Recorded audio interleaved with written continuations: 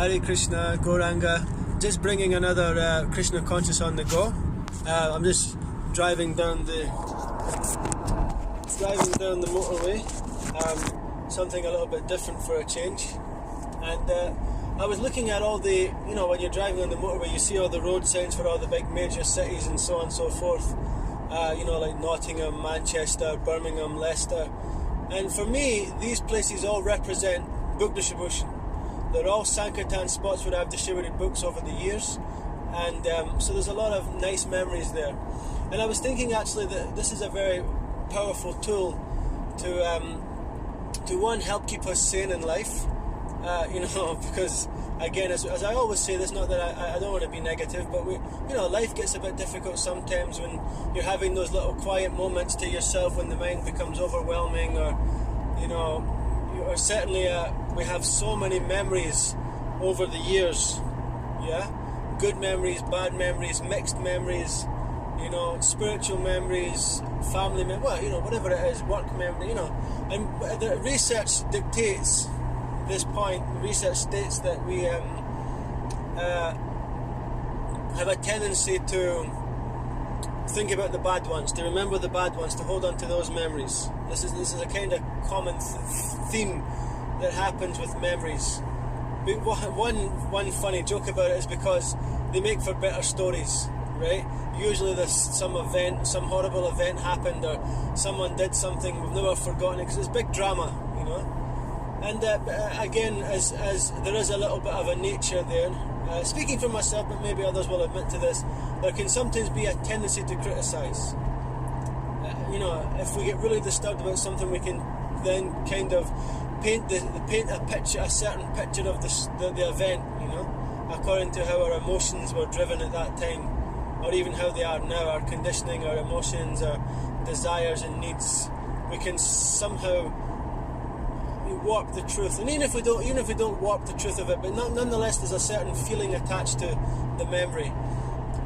So again, these bad memories tend to be the ones that we'll always remember.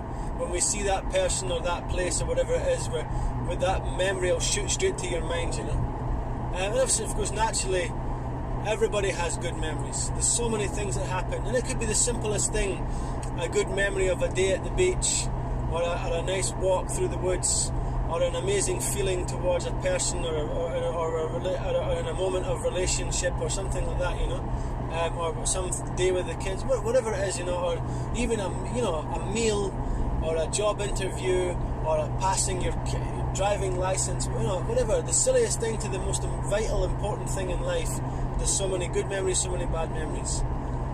But anything that is spiritual, that can link you to Krishna, that is where the nectar is. That's the juice, So, as I said, for me, again, not that I'm some advanced devotee, but genuinely, when I see any of these cities, my mind instantly falls back to the glorious days of being a brahmachari, distributing books, and driving from city to city in the van with all the brothers, all of us jumping around together, and hitting the street, doing your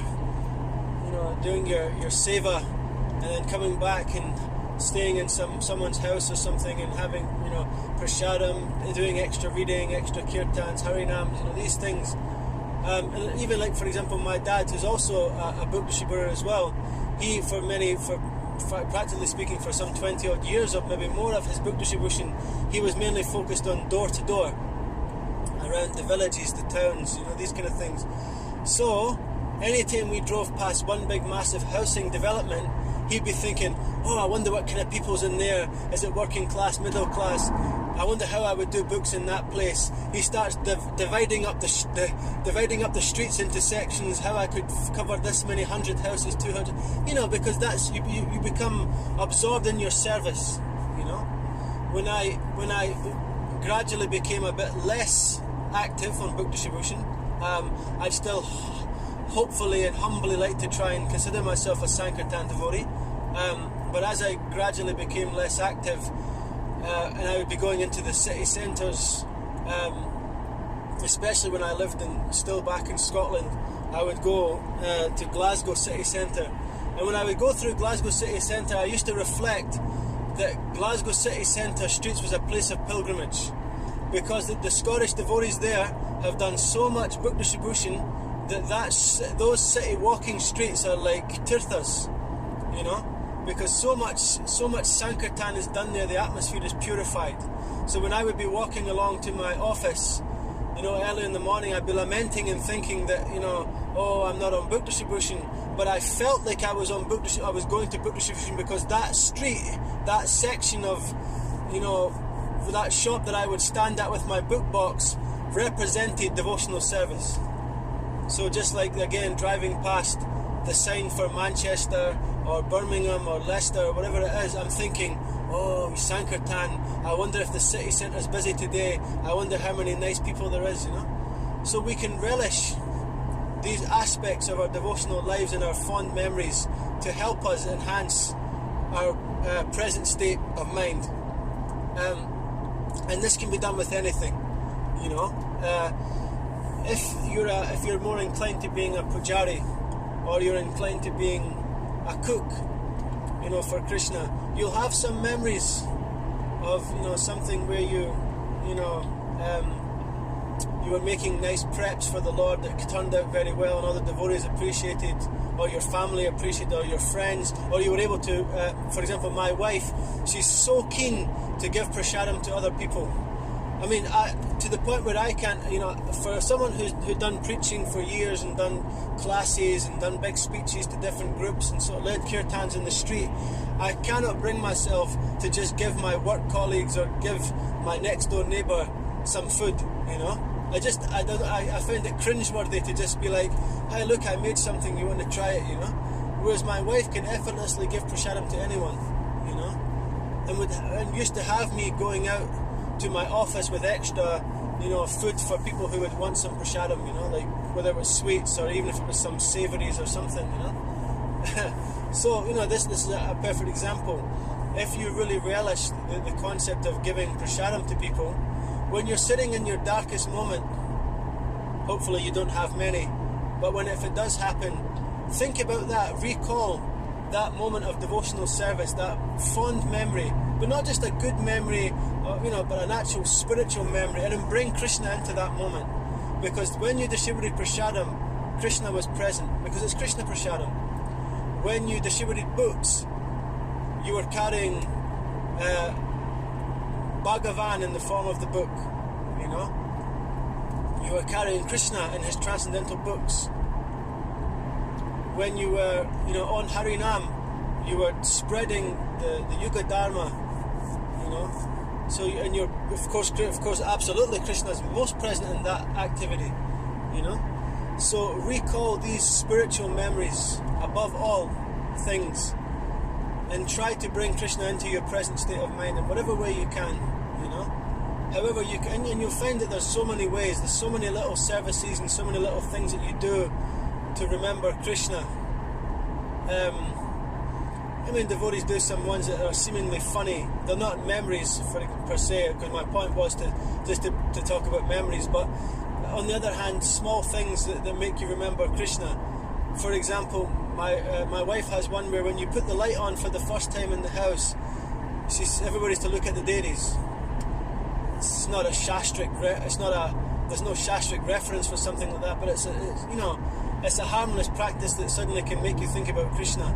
As soon as the light goes on, everybody should look at the deities first, you know. Or when you sneeze, a lot of devotees do the sneeze and shout Hare Krishna thing, you know, or things like that. These are things, bring Krishna into every moment, because otherwise, you know, Chantalam Himana Krishna Pramati Balavadridam Tashaham Nigraham Manyi Vairi Vasidusvaram. The mind is more difficult to control than the wind. The mind is flying off the handle at all times, and it wants to run back to anything it can to disturb you. Especially when you're trying to do your Krishna, when you're trying to do your sadhana and so on and so forth, the mind wants to drag you off. But then Krishna says it is possible to control the mind by suitable practice and detachment. So detach yourself from the bad memories, you know. Having a critical mentality, Radhanath Swami compares to eating poison and eating poison and hoping that someone else gets sick, you know. You're eating the poison because you're criticizing. because you're dwelling on the bad stuff. You're dwelling on all these thoughts and rubbish that's in the body, and all it's doing is poisoning you, but you're hoping that you're cursing them, but it's just rebounding back, you know. I even heard, like, for example, to use another reference, like a more material reference, is that in the, for example, in witchcraft, a lot of people are into like paganism and witchcraft and so on and so forth, and you know. And by that I don't mean like something like Harry Potter or something. I mean like in the sense, you know, there's like the rituals and spells and wish casting and this kind of thing, you know. So if a witch casts a spell on someone that's a bad spell, that rebounds, you know. So it's an obvious concept. If you're wishing ill on another living entity for no apparent good reason, naturally karma's going to kick you back fast, you know. So we know this, that if we're just trying to criticize and we're just trying to offend and we're just trying to build up all the bad stuff, it's only going to hurt us, you know. And again, research is stating these things now. It's coming out on all these psychology posts on Instagram, all these different, positive thinking groups and yoga groups and different things. They're all talking about these things, the harm that comes to the body from trauma and from grudge holding, from anger holding, all these kind of things causes so much damage to the physical body. Never mind what it's going to do to disturb your Krishna consciousness, which is your most valuable gem, you know. Your most potent and powerful thing in life is Krishna consciousness, is to keep that Krishna consciousness clear, keep it unpolluted, you know. So when the mind wanders off, bring it back. Yato nischalati manas chanchalam astaram tatatona yomyata datmanyeva visamnayet. From wherever the mind wanders, due to its flickering and unsteady nature, one must certainly withdraw it and bring it back under the control of the self. So these memories, yeah, you will go into all the bad stuff, you go into all the good stuff, but recall your spiritual memories.